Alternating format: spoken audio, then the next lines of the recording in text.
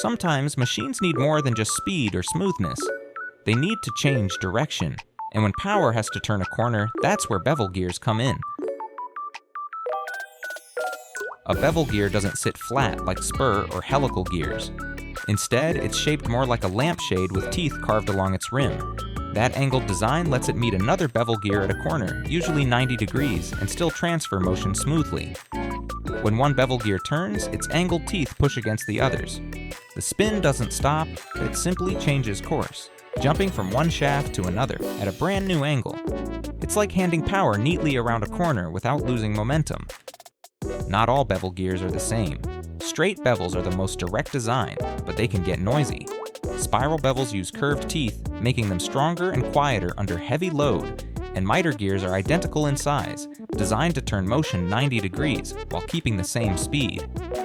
You'll find bevel gears in some surprising places. In a hand drill, they redirect the handle's spin into the drill bit's cutting motion. In boat motors, they take the engine's vertical rotation and drive the horizontal propeller. And in a lawnmower, bevel gears transfer engine power down to the blades, slicing through grass with force.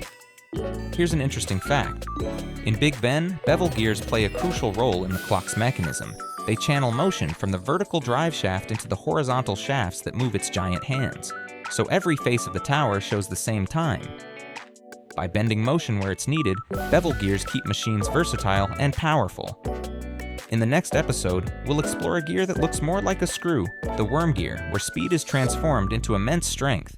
Subscribe and stay curious.